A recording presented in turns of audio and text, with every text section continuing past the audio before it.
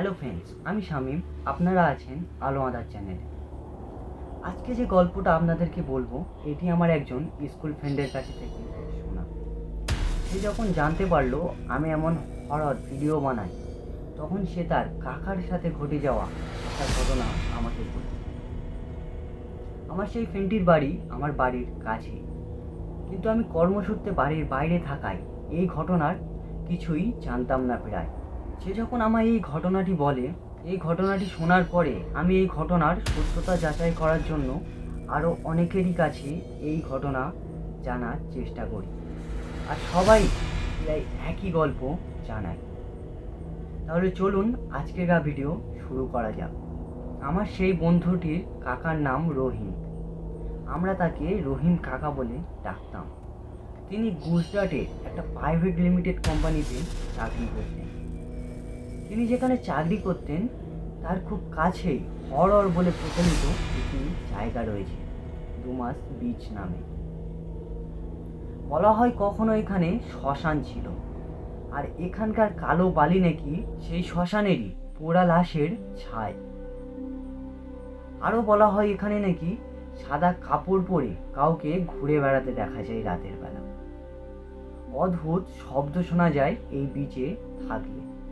তো রহিম কাকা যে কোম্পানিতে কাজ করতেন, সেখানেও এই বীজ নিয়ে অনেক বেশি তর্ক বা কথা কাটাকাটি চলতে থাকত।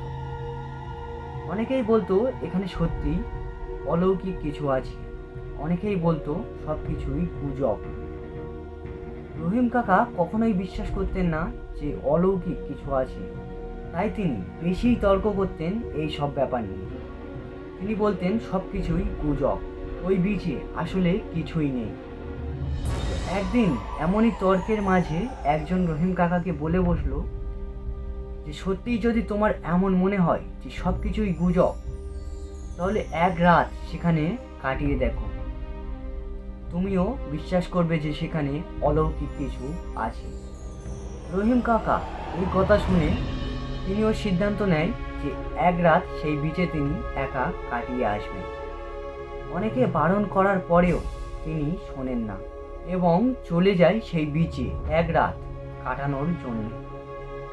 তিনি যখন যান তখন সেখানে অনেক পর্যটকের ভিড়। ঠিক রাত 11টার সময় বিচ একেবারে খালি হয়ে যায়। চারিদিকে তখন আর কেউ নেই, একদম নিস্তব্ধ। তখন কিন্তু রহিম কাকার গা ছমছম করে ওঠে, তার অল্প অল্প ভয় লাগতে শুরু করে। কোথাও থেকে যেন হঠাৎ করে ঠান্ডা হাওয়া বইতে শুরু করে। হঠাৎই রহিমকা দেখলো তার সামনে একটা কুকুর দাঁড়িয়ে রয়েছে, আর কুকুরটি এক নজরে একদিকে তাকিয়ে আছে। রহিম কাকা সেই কুকুরের দৃষ্টি অনুসরণ করে দেখলো যে দূরে একজন বসে আছে। রহিমকা প্রথমে কিন্তু ভয় পাননি, কিছুক্ষণ দেখার পরে তার গা ছমছম করে ওঠে, কারণ সেই লোকটি হুবহু রহিম কাকার মতন জামা কাপড় পরেছিল। এমনকি রহিম কাকা যেমনভাবে বসেছিলেন সেই লোকটিও একইভাবে সেই বিচে বসেছিল। রহিমকা অল্প ভয় পেলেও তারপরে উঠে সেই লোকটির দিকে হাঁটতে শুরু করে এবং সেই লোকটিকে ডাকতে থাকেন যে ভাই, কে আপনি? কিন্তু সেই লোকটি যেন রহিম কাকার কথা শুনতেই পান না। যখন আর সেই লোকটি থেকে রহিমকা মাত্র 10-15 পা দূরে, তখন সেই লোকটি রহিমকার দিকে ঘুরে তাকায়। রহিমকা সেই লোকটিকে দেখে একেবারে হতবাক হয়ে যায়, কারণ হুবহু রহিমকাই যেন সেখানে বসে আছে। রহিমকা যেন নিজের চোখে বিশ্বাস করতে পারছিল না। তারপরে রহিমকা প্রচণ্ড ভয় পেয়ে সেই বীজ থেকে কোম্পানির দিকে ছুটতে শুরু করেন। কিন্তু তিনি যতই ছুটছেন বীজ শেষ হচ্ছে না। তিনি ছুটতে ছুটতে লাস্টে হাঁপিয়ে এক জায়গায় বসে পড়ে এবং তিনি চোখ ঘুরিয়ে দেখেন তিনি এখনো সেই লোকটির থেকে 15 পা দূরে বসে আছেন। রহিমকা তখন জোরে জোরে চিৎকার করতে থাকেন, কাঁদতে থাকেন গলা ফাটিয়ে। কিন্তু দূরে বসে থাকা সেই ব্যক্তি তখন জোরে জোরে হাসতে থাকে। তার হাসি অত্যন্ত ভয়ঙ্কর। রহিমকা জানতে চায় কে তুমি, কিন্তু সেই লোকটি কিছুই বলে না এবং রহিমকার দিকে তাকিয়ে হাসতে থাকে। রহিমকা লক্ষ্য করলেন প্রথমে তিনি যে লোকটিকে দেখেছিলেন এটি সেই লোকটি নয়। এই লোকটির মুখ রহিমকার মতো হলেও তার হাতটি একটি মেয়েদের হাত এবং মাথার চুলগুলো মেয়েদের মতো লম্বা লম্বা হয়ে গিয়েছে। রহিমকার ভয়ে তখন প্রায় প্রাণ যায় যায় অবস্থা। সেই লোকটি তখন উঠে দাঁড়ায় আর আস্তে আস্তে সেই লোকটির মুখ পরিবর্তন হতে থাকে একজন মহিলার মুখে এবং রহিমকা দেখেন সেই মহিলাটির মুখ একেবারে কালো, পুড়ে ছাই হয়ে যাওয়া এবং সেই মেয়েটি তার জিভ বার করে এক হাত দিয়ে নিজের জিভ টেনে ছিঁড়ে ফেলল। রহিমকার মনে হলো তার নিজের মুখেও আর জিভ নেই। তিনি তখন চিৎকার করতে চাইলেও আর যেন চিৎকার করতে পারছিলেন না, কথা বলতে চাইলেও আর কথা বলতে পারছিলেন না। এরপরে সেই মহিলাটি একে একে নিজের কাপড় খুলতে থাকে এবং রহিমকার যেন মনে হতে থাকে তার নিজের গায়ে থেকেও একটার পরে একটা কাপড় খুলে যাচ্ছে।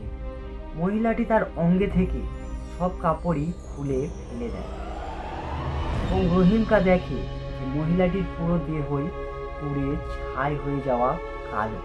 কোনো কারণে এই মহিলাটি পুড়ে একেবারে ঝলসে গিয়েছে। রহিমকা লক্ষ্য করে তার নিজের শরীরেও আর কোনো জামা কাপড় নেই। সে চারিদিকে দেখে তার জামা কাপড়, এমনকি সেই মেয়েটির জামা কাপড়, রহিমকার ফোন, কোনো কিছুই সে আর দেখতে পায় না। শুধু সে আর তার থেকে 15 হাত দূরে দাঁড়িয়ে সেই মেয়েটি। সেই মেয়েটি এবার চিৎকার করে করে বলতে থাকে যে আমায় ছেড়ে দাও, তোমরা আমার সাথে যে অত্যাচার করেছো এই অত্যাচারের কথা আমি কাউকেই জানাবো না, প্লিজ আমাকে মেরো না, আমায় ছেড়ে দাও। রহিমকা যেন জিজ্ঞাসা করতে চাইলেন যে কারা তোমার সাথে কি করেছে, কিন্তু তার গলা থেকে কোনো শব্দই বার হচ্ছিল না। তার কিছুক্ষণ পরে সেই অলৌকিক মেয়েটি কাঁদতে কাঁদতে বলল, তোমরা আমাকে 21 দিন ধরে রেপ করেছো, তারপরে পুড়িয়ে মারতে চাও, আমি মরেও মরব না, তোমাদের কাছ থেকে আমি প্রতিশোধ নেব। পরদিন সকালে রহিমকা যে কোম্পানিতে চাকরি করতেন সেই কোম্পানির আরও অন্যান্য কর্মচারীরা এসে দেখে রহিম এখনো ফিরেনি। তো তখন তারা রহিমকে খুঁজতে বিচে যান এবং গিয়ে দেখেন যে রহিম বিচের এক ধারে একেবারে উলঙ্গ অবস্থায় পড়ে আছে। তাড়াহুড়ো করে তারা একটি কাপড় রহিমকার গায়ে জড়িয়ে দেয় এবং তাকে জাগানোর চেষ্টা করে, কিন্তু রহিমকার জ্ঞান ফেরে না। তারপর তাকে নিয়ে যাওয়া হয় হসপিটালে। 9টা থেকে সন্ধে 6টা হয়ে যায়, তাও রহিমকার জ্ঞান ফেরে না। ডক্টরও জানায় যে এই অজ্ঞান হয়ে থাকার কারণ তারাও বুঝতে পারছে না, কারণ রহিমকার শরীরে কোনো ক্ষত চিহ্নই নেই। একেবারে সুস্থ একজন মানুষ যেন ঘুমাচ্ছেন। সন্ধে ঠিক 7টার সময় রহিমকার হঠাৎ করেই জ্ঞান ফিরে আসে এবং তিনি অত্যন্ত জোরে চিৎকার করতে থাকেন। তাকে তাড়াহুড়ো করে শান্ত করা হয় এবং তিনি তখন বলেন যে আমি বাড়ি ফিরে যেতে চাই। ডক্টররা তখন তাকে চেক আপ করে দেখেন তিনি একেবারেই নর্মাল। কেউ বলতেই পারবে না যে কিছুক্ষণ আগে তিনি অজ্ঞান হয়ে পড়েছিলেন। ডক্টররা তাকে ভালো করে চেক আপ করে তাকে বাড়ি যাওয়ার অনুমতি দিয়ে দেয়। তিনি কোম্পানিতে ফিরে এসে জানায় যে তিনি বাড়ি ফিরে যাচ্ছে। রহিমকার কাছে তখন ফোন ছিল না। তিনি সেই রাতেই বাড়ি ফেরার জন্য ট্রেনে ওঠেন। তার কাছে কোনো ফোন ছিল না, তাই কোম্পানি থেকে রহিমকার বাড়িতে ফোন করে জানিয়ে দেয় রহিম রাতের বেলা একাই বিচে গিয়েছিল এবং পরদিন সকালে তাকে অজ্ঞান অবস্থায় বিচ থেকে উদ্ধার করা হয় এবং সারাদিন সে হসপিটালে ছিল এবং রাত হতেই সে বাড়ি যাচ্ছে। বাড়ির লোক অত্যন্ত টেনশনে পড়ে যান, কারণ ট্রেনে করে রহিমকার বাড়িতে আসতে টাইম লাগতো প্রায় 2 দিন। তার কাছে কোনো ফোনও নেই, আর অফিস থেকে ফোন করে জানিয়েছে যে রহিমকার শরীর খুবই খারাপ। তো 2 দিন বাদে রহিমকা বাড়িতে চলে আসে।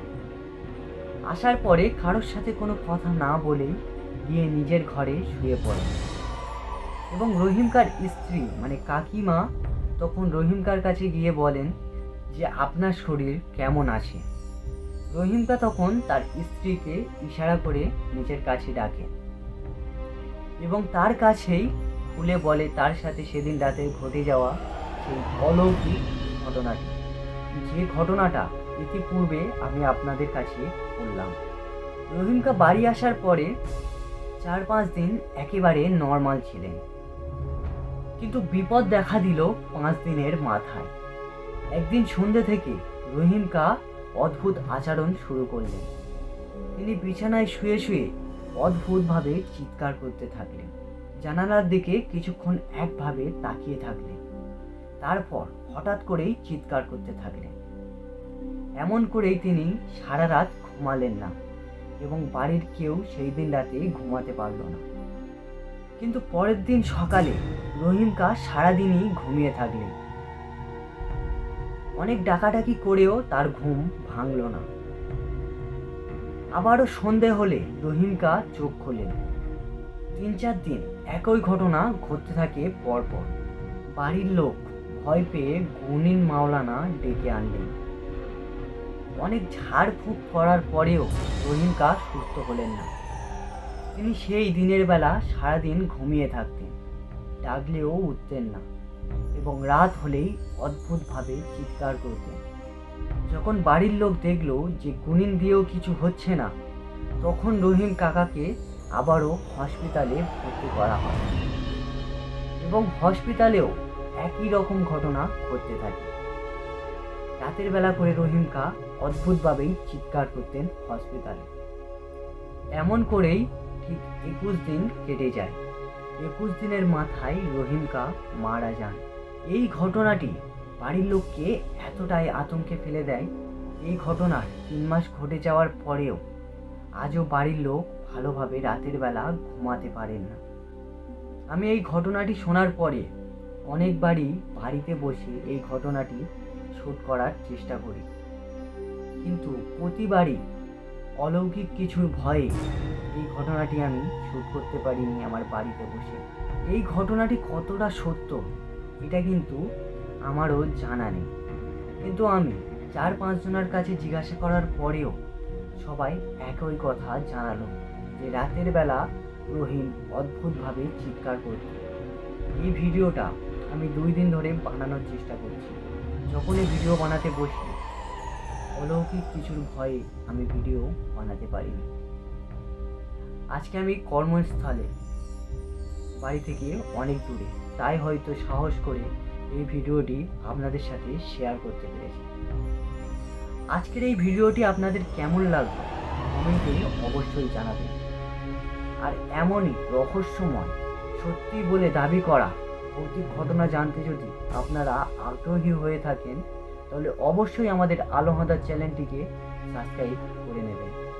এখানে সত্যি বলে দাবি করা এমনই ভৌতিক ঘটনা আসতে থাকবে।